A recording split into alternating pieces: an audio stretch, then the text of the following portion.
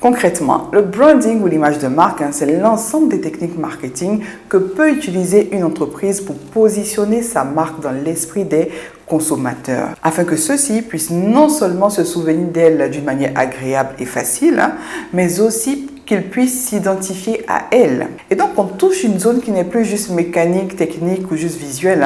On touche une zone émotionnelle. On va jusqu'aux émotions afin de créer un attachement qui va pousser le client à acheter chez vous, à vouloir que ce soit votre cabinet qui le conseille, à vouloir manger dans votre restaurant, à vouloir acheter ce que vous vendez. Parce qu'une chose qu'il faut savoir, c'est que la puissance d'une marque ne se mesure pas en termes de logo, en termes de charte graphique ou de site internet.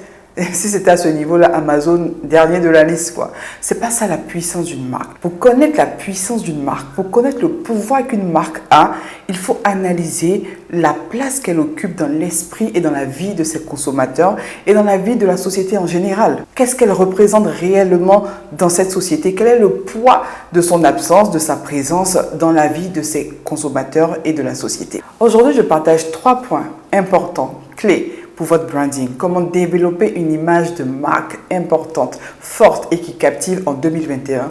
3 points maintenant même dans Stratégie Digitale avec Nadia Debré. Jingle.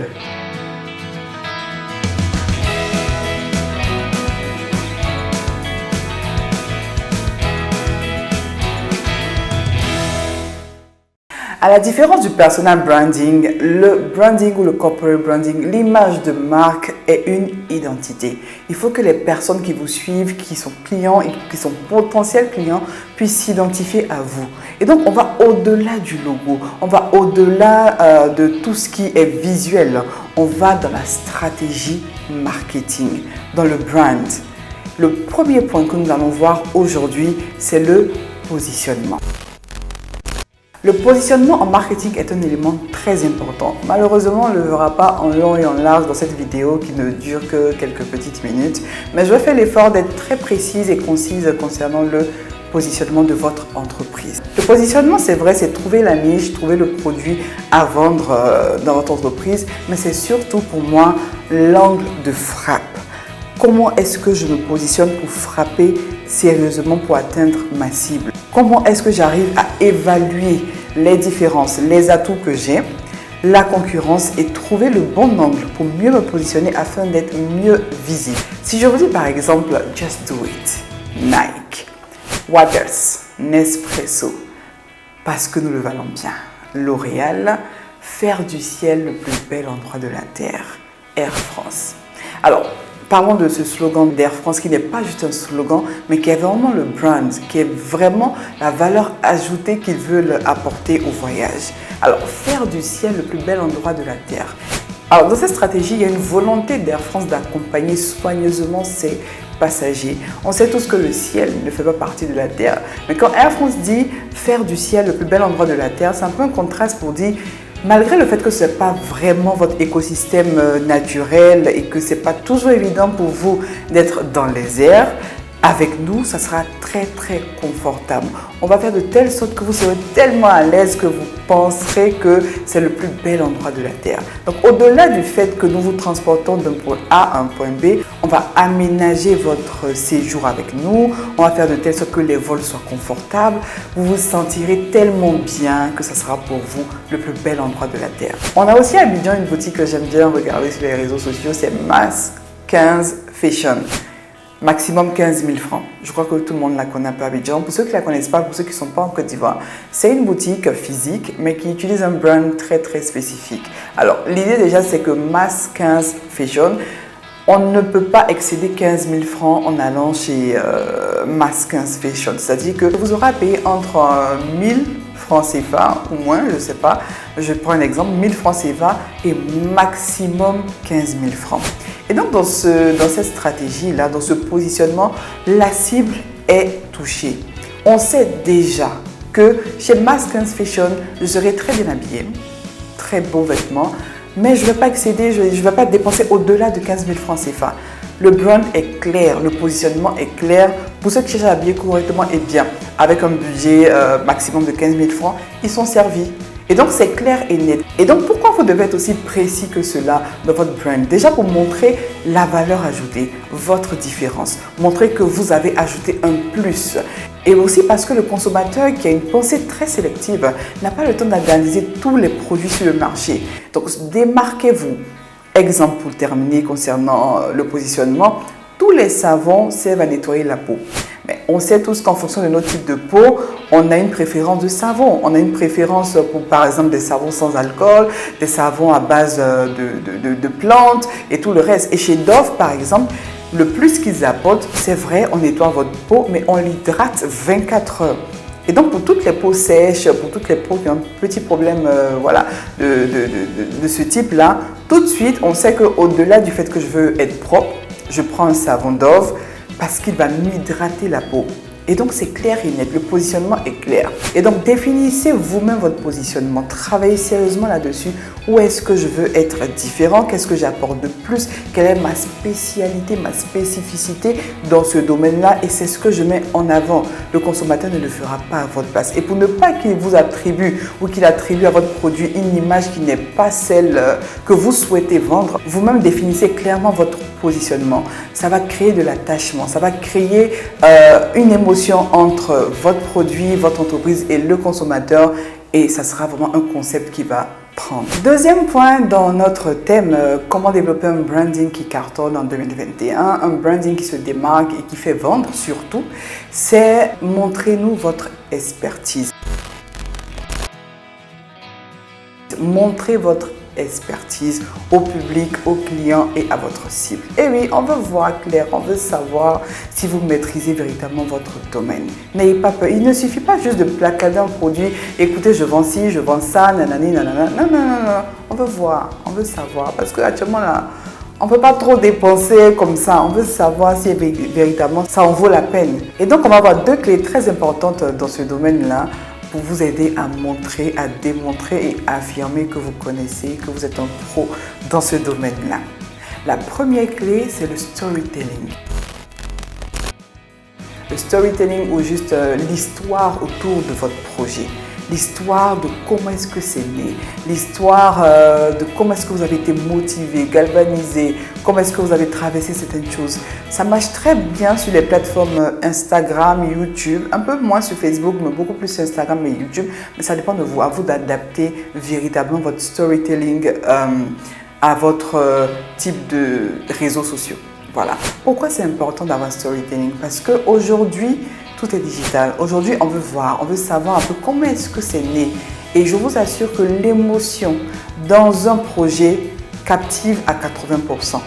C'est vrai, on est très rigoureux sur la qualité du produit que vous nous proposez, mais l'émotion pour vendre, l'émotion pour présenter l'expertise, l'émotion pour présenter d'où je viens, qu'est-ce que je fais, c'est très important dans le domaine du marketing digital.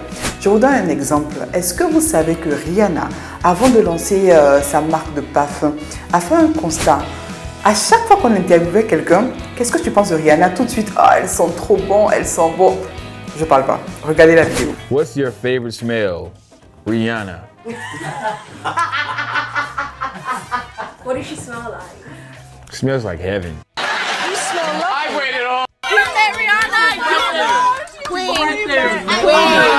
Like, he met Rihanna, that's She crazy. smells so good. What does she smell like? Everybody's like freaking out. Everybody's so excited, and we start hugging her, and she smells like heaven on earth. Like, she smells so good. Vous voyez? Et donc, elle a fait un constat. Effectivement, je sens bon. Effectivement, j'ai des atouts. Effectivement, je suis très minutieuse, très rigoureuse dans tout ce qui est parfumerie, tout ce qui est l'odorat et tout.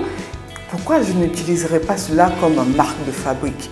Et à ceux qui regardent, à ceux qui sont clients, à ceux qui sont la cible ou juste des internautes, on est tous un peu très compliqués en mode parfum. On veut sentir d'abord, on veut tester d'abord. Très souvent dans les parfumeries, on est toujours en train de sentir. Je veux voir d'abord si ça sent bon, sinon je ne l'achète pas. Voilà, tout le monde est comme ça.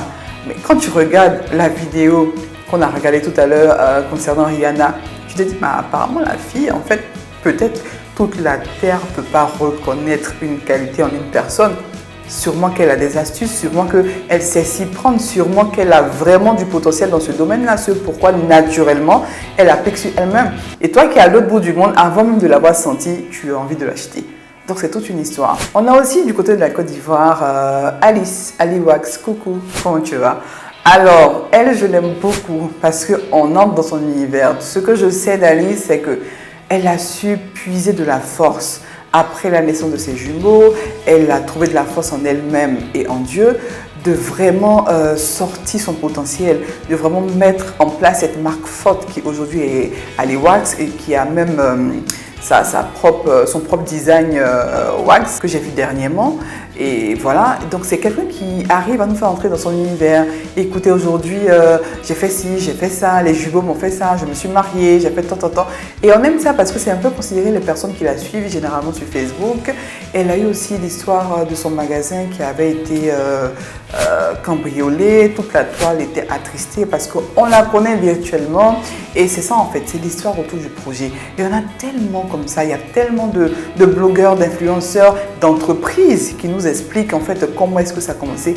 Et on adore, et bravo, et chapeau.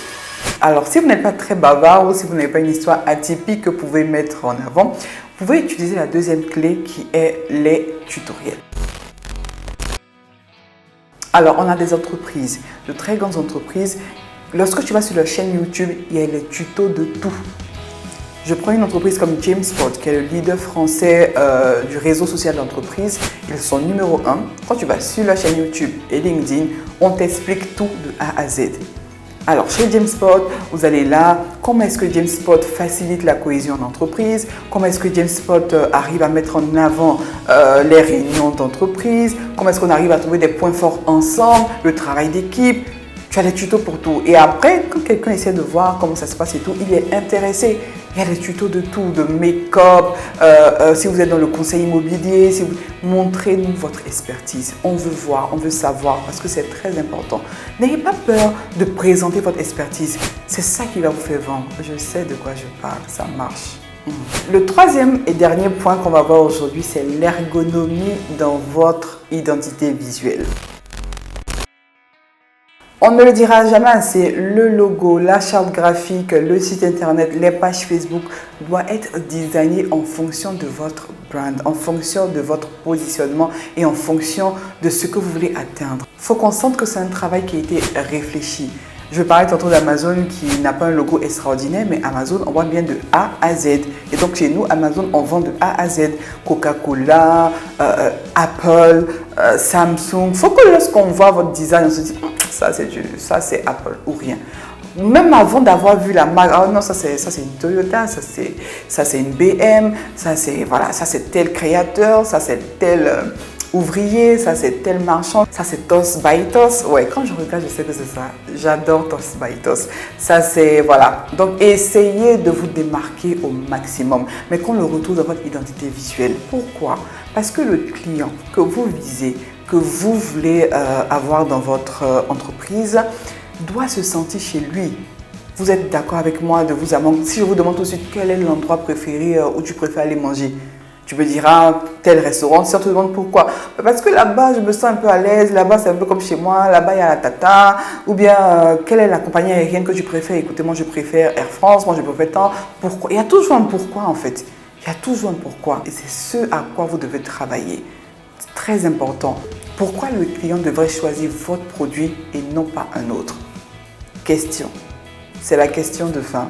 Pourquoi? Pourquoi vous et pas un autre?